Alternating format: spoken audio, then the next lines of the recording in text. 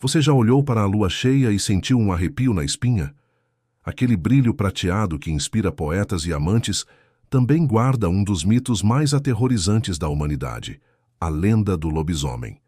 Hoje, vamos mergulhar nas sombras mais profundas dessa criatura, separando os mitos das verdades assustadoras que moldaram o nosso medo ancestral.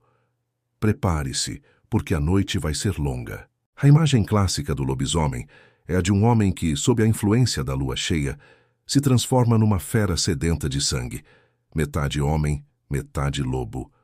Mas de onde veio essa ideia? As origens são muito mais antigas e sombrias do que os filmes de Hollywood nos fazem crer. Vamos voltar à Grécia Antiga, com a história do rei Licaon. Segundo o mito, Licaon era um rei de Arcádia que duvidava da onisciência dos deuses. Para testar Zeus, ele serviu a carne de seu próprio filho num banquete. A fúria de Zeus foi implacável. Como punição pela sua crueldade, ele transformou Licaon em um lobo, condenando-o a vagar pela terra com um desejo insaciável por carne humana. Essa história, pessoal, não é sobre uma transformação lunar, é sobre a besta que já existe dentro do homem, liberada por um ato de pura maldade. É a primeira e talvez a mais assustadora verdade sobre os lobisomens. A maldição não vem de fora, mas de dentro. A ideia da transformação na lua cheia, na verdade, é uma adição bem mais recente, popularizada no século XX. Nas lendas medievais europeias, a transformação podia acontecer por várias razões. Você poderia ser amaldiçoado por um feiticeiro, fazer um pacto com o demônio, ou simplesmente nascer no dia de Natal, o que era visto como uma afronta a Cristo. Outra crença assustadora era que se você bebesse água da pegada de um lobo, já era o suficiente para selar o seu destino. Imagine o pânico constante de viver numa aldeia cercada por florestas, onde cada sombra e cada poça d'água podiam ser o início do seu fim. E a mordida? A ideia de que a licantropia é transmitida como uma doença infecciosa, através de uma mordida, foi eternizada pelo filme O Lobisomem, de 1941.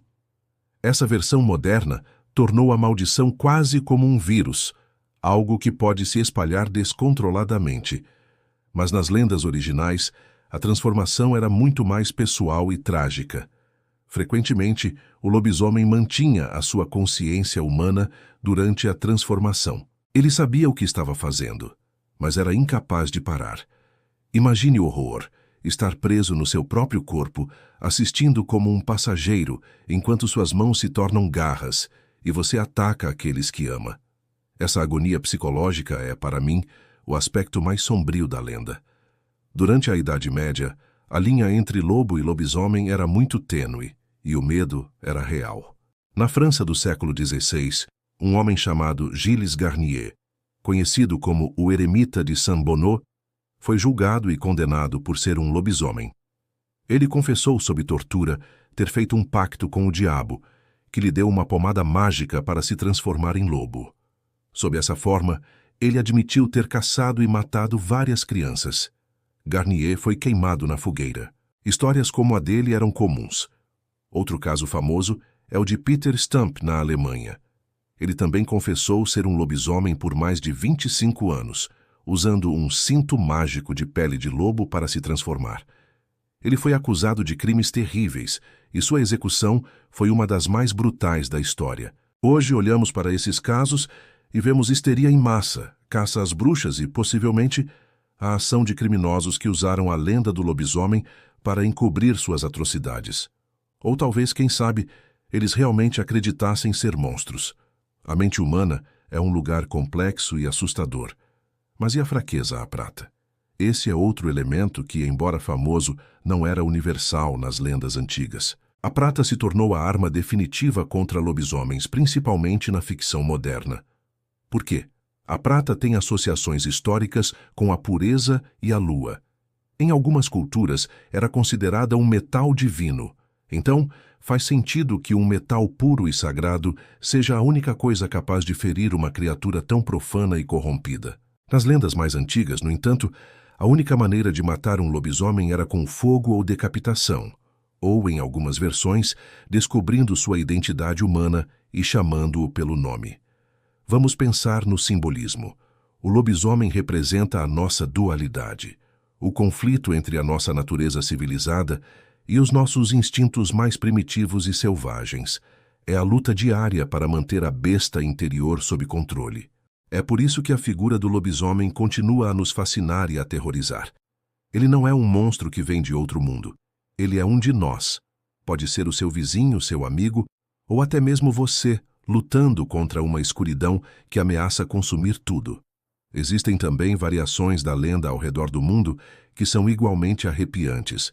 No Brasil temos o nosso próprio lobisomem, uma figura trágica. A lenda mais comum diz que se uma mulher tiver 7 filhas e o 8º filho for um homem, ele nascerá com a maldição. Em certas noites, geralmente quintas ou sextas-feiras, ele sai para encruzilhadas e se transforma numa criatura que mistura traços de porco, cachorro e, claro, lobo. Ele não necessariamente mata, mas sua presença aterroriza e adoece os animais. A cura? Alguém precisa tirar sangue dele, sem ter medo. É uma história que fala sobre destino, fardos familiares e a coragem necessária para enfrentar o monstro. Em outras culturas, a transformação não é em lobo. Na África, existem lendas de homens hiena. Na Ásia, homens tigre.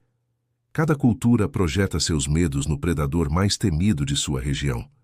Isso nos mostra uma verdade universal. O maior medo da humanidade não é o monstro de garras e presas, mas a perda da própria humanidade. A ideia de que, sob as circunstâncias certas, qualquer um de nós pode se tornar a besta. Então, da próxima vez que a lua cheia subir no céu e você ouvir um uivo distante, lembre-se das histórias de Lycaon, de Gilles Garnier e do fardo do 7º filho. O lobisomem é mais do que um monstro de filme de terror. Ele é um espelho sombrio da nossa própria alma, um lembrete eterno da fina linha que separa o homem do animal. A verdadeira questão não é se eles existem, mas se a besta que eles representam existe dentro de nós. E essa, meus amigos, é a verdade mais assustadora de todas. Obrigado por se juntarem a mim nesta jornada sombria. Se você gostou de explorar os cantos escuros do folclore, não se esqueça de deixar o seu like, compartilhar com seus amigos e se inscrever no canal para não perder os próximos mistérios que vamos desvendar. Deixe nos comentários qual lenda te causa mais arrepios. Até a próxima.